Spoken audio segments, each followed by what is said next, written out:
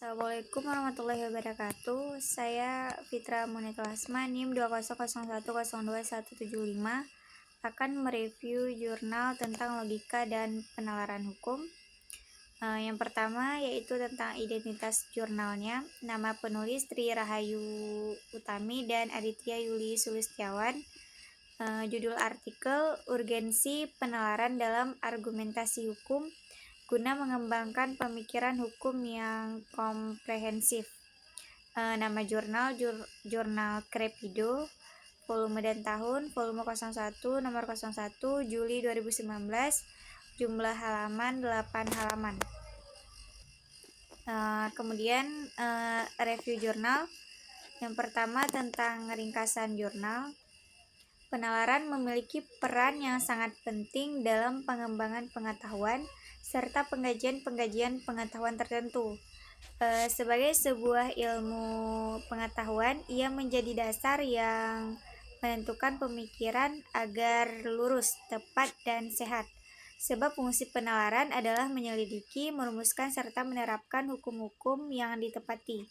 Penalaran melalui argumentasi hukum merupakan ilmu yang memberikan prinsip-prinsip yang harus diikuti agar dapat berpikir valid menurut aturan yang berlaku. Ini dikarenakan penalaran ilmiah menghendaki pembuktian kebenaran secara terpadu. Orientasi di dalam melakukan penelitian mengindikasikan adanya suatu kaitan yang erat antara pandangan filsafat seorang peneliti dengan metode yang dipilih dan digunakan dalam melakukan penelitian. Tulisan ini ditujukan untuk mengetahui urgensi diperlukannya penalaran untuk mengetahui penalaran hukum bagi para calon maupun ahli dari lulusan hukum untuk diterapkan di masa depan, sehingga dari sini diharapkan dapat melahirkan alur penalaran ilmiah yang baik dan benar. Kemudian dari segi pembahasannya, yang pertama mengenai penalaran dan kaitannya dengan ilmu hukum. Manusia fitrahnya berkemampuan menalar, yaitu mampu untuk berpikir secara logis dan analitik.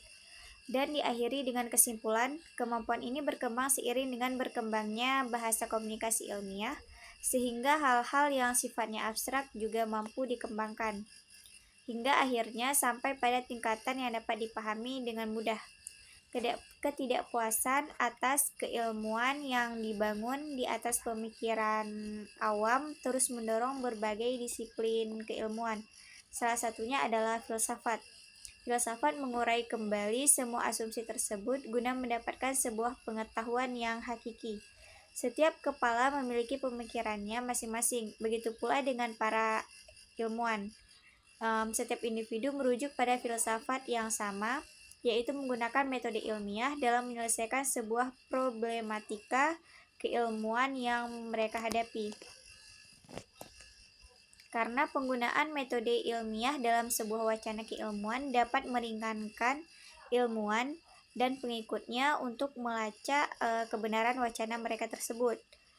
Sehingga akhirnya lahirlah sebuah asumsi bahwa dalam pengetahuan ilmiah semua kebenaran dapat dipertanggungjawabkan, meskipun hanya atas nama logika. Karena pada hakikatnya setiap kebenaran ilmiah selalu diperkuat dengan adanya bukti-bukti empiris maupun indrawi yang mengikutinya. Sehingga dalam berpikir secara ilmiah seharusnya setiap orang dapat berpikir dengan ditopang pula oleh logika. Yang kedua, urgensi penalaran dalam argumentasi hukum sebagai pendorong meningkatnya pemahaman hukum. Logika menurut Aristoteles tidak lepas dari istilah silogistik. Ia merupakan sebuah penjelasan yang dalam prosesnya mengandung unsur abstraksi atau premis mayor dan definisi atau premis minor.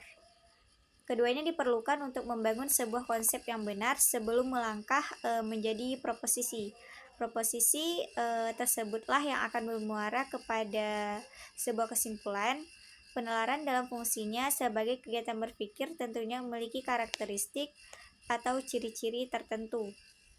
Pertama, adanya pola berpikir yang luas secara luas atau logis. Hal inilah yang sering disebut sebagai logika. Selanjutnya dapat dikatakan bahwa setiap usaha penalaran punya logikanya tersendiri karena ia merupakan sebuah proses berpikir, sehingga berpikir secara logis dapat dimaknai sebagai suatu pola dan ketentuan tertentu yang digunakan dalam proses berpikir. Yang kedua, penalaran harus bersifat analistik. Dengan maksud ia merupakan pencerminan dari suatu proses berpikir yang bersandar pada suatu analisa dan kerangka berpikir tertentu, dengan logika sebagai pijakannya. Secara sederhana, poin kedua ini merupakan sebuah proses menganalisa dengan logika ilmiah sebagai pijakannya. Dalam hal ini, analisa merupakan suatu kegiatan berpikir dengan langkah-langkah yang tertentu, sehingga kegiatan berpikir tidak semuanya berlandaskan kepada penalaran. Kemudian, adapun tujuan dari penggunaan kedua metode ilmiah ini tiada lain adalah agar ilmu berkembang dan tetap eksis dan mampu menjawab berbagai tantangan yang dihadapi, serta mendapatkan sebuah kebenaran dan kesesuaian antara kajian ilmiah dengan tanpa terbatas ruang, waktu, tempat, dan kondisi tertentu. Kemudian kelebihan dari jurnal ini yaitu menurut saya pribadi jurnal ini sudah lengkap dari segi judul dan isinya itu sudah sesuai dengan materi dari penalaran hukum, sudah menjelaskan isi pokok dari judul tersebut dan mungkin bisa dijadikan sebagai salah satu bahan materi untuk mata kuliah logika dan penalaran hukum. Kekurangan jurnal ini menurut saya tidak ada kekurangan dalam jurnal ini karena penjelasannya sudah sangat mendetail, menjelaskan tentang isi dari jurnal tersebut sehingga para pembaca mudah untuk memahaminya. Kesimpulannya, penalaran atau metode berpikir ilmiah menghendaki pembuktian kebenaran secara terpadu antara kebenaran rasional dan kebenaran faktual, serta menggabungkan penalaran deduktif dan induktif dengan menggunakan asumsi dasar atau hipotesa sebagai jembatan penghubungnya. Induksi dan deduksi sebagai penalaran atau metode ilmiah bukan tanpa kekurangan.